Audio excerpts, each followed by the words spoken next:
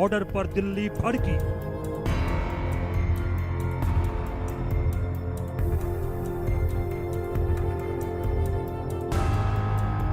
गाड़ियों पर बैन से लाखों लोग परेशान, यूं बयां किया दर्द। और we are not a rich country. एक व्हीकल इंसान खरीदता है अपनी पूरी सेविंग के साथ।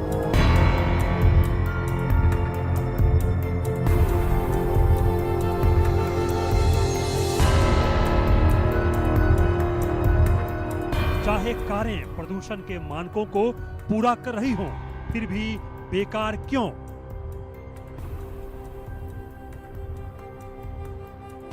चमचमाती बॉडी, फ्रेश इंजन की गूंज, नई सीटों की खुशबू वाली कार अनफिट कैसे? ऊपर से ये कि हम बैटरी कराएंगे, हम ये कराएंगे, फलाना कराएंगे, ये सब बेकार की बातें हैं।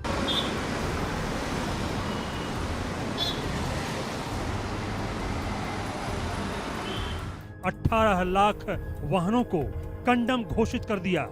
गजब सिस्टम है ये।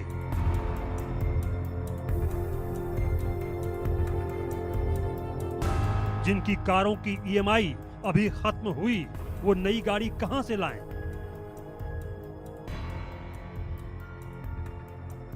खून पसीने की कमाई से खरीदी कार बेकार। फायदा किसको? कार बनाने वाली कंपनियों को, लोन देने वाले बैंक को।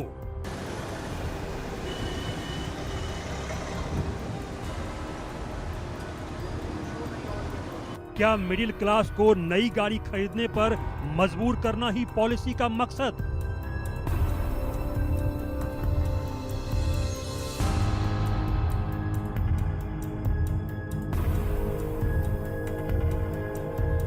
दस साल बाद फिर वही ईएमआई का खेल। ईएमआई खत्म होते ही कार कबाड़।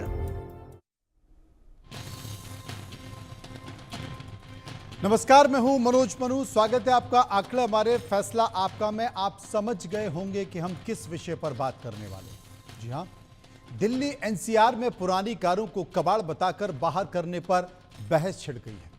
कोई इसे पॉल्यूशन के लिए ठीक बता रहा है तो कोई लाखों की कार को मात्र 10 साल में कबाड़ बताने पर सवाल पूछ रहा है। एंड ऑफ लाइफ वाहनों पर CAQM यानी कि commission for air quality management के निर्देशों से मिडिल क्लास हैरान है।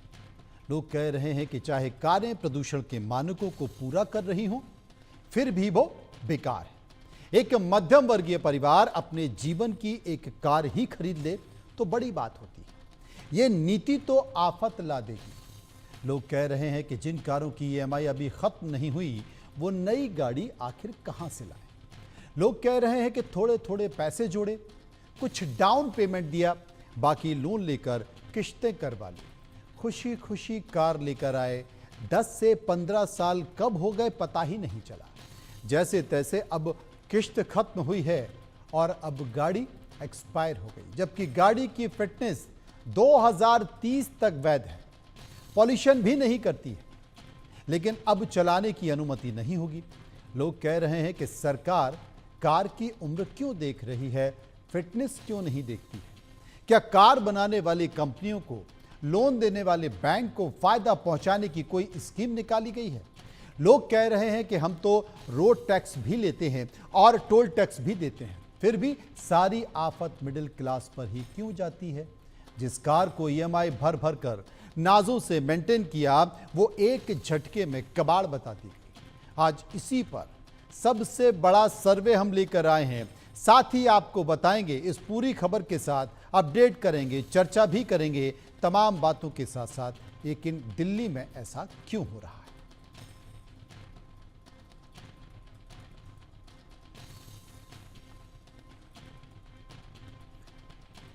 तो दिल्ली में ऐसा इसलिए हो रहा है क्योंकि पुरानी कारों पर CAQM के निर्देश हैं।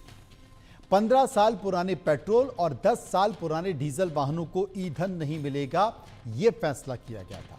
Commission for air quality management, transport department, municipal corporation, police petrol पंपों पर तैनात हो गई। पेट्रोल पंपों पर automatic number plate recognition system के हाई क्वालिटी कैमरे भी एक्शन कर रहे हैं। ANPR कैमरे वाहनों की डिटेल्स का भी पता लगा रहे हैं। कोई पुराना वाहन फ्यूल स्टेशन पर आता है तो उसे जब्त कर लिया जाता है। कार के लिए 10,000 रुपए और दोपहिया वाहनों के लिए 5,000 रुपए का जुर्माना लगाया जा रहा है।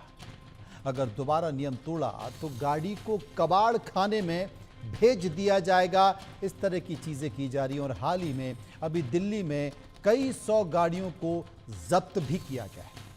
एक रिपोर्ट के मुताबिक दिल्ली में करीब 62 लाख ऐसे वाहन हैं जिनकी अवधि पूरी हो चुकी है।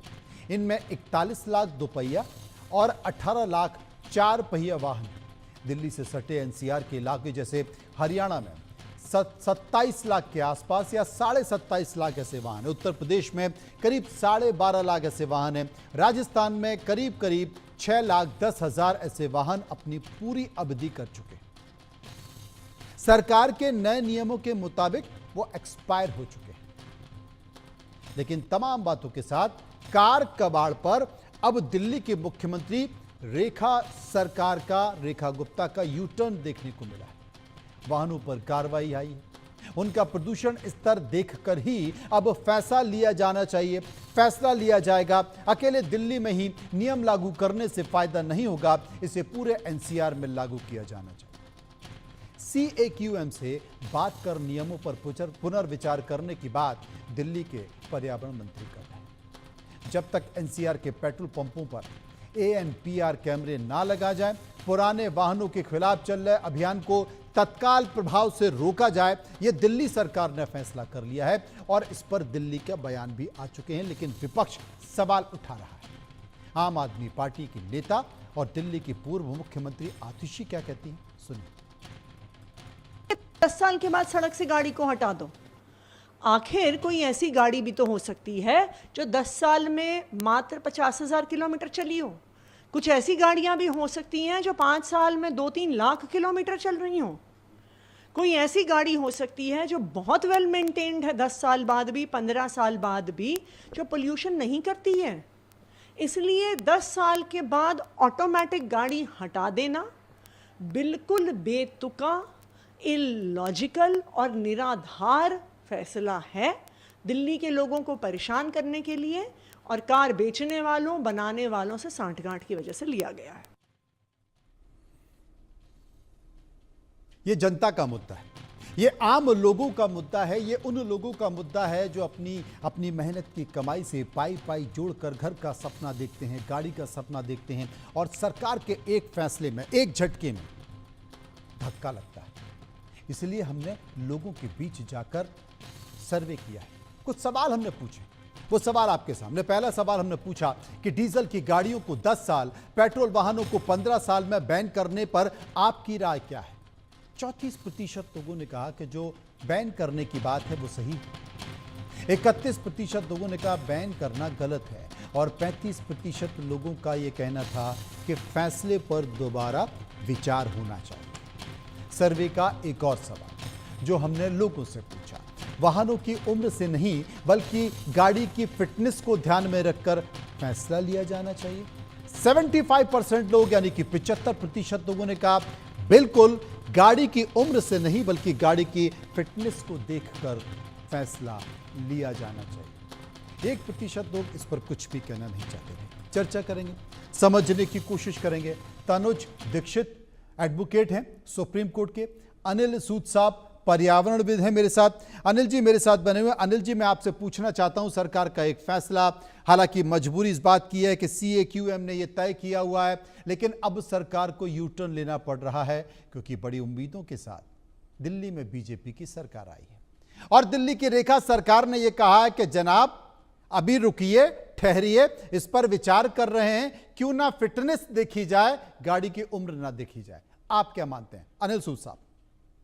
सर ऐसे है, ये तुगलकी फरमान मैं 2020 से CAQM को लिख रहा हूं जी कि आप ये क्या कर रहे हो। मैंने सारा डाटा दिया CAQM को कि गाड़ियों से पोल्यूशन नहीं होता है। सबसे बड़ा सवाल ये है कि इन्होंने असेस कैसे किया गाड़ियां प्रदूषण करती हैं, क्योंकि एक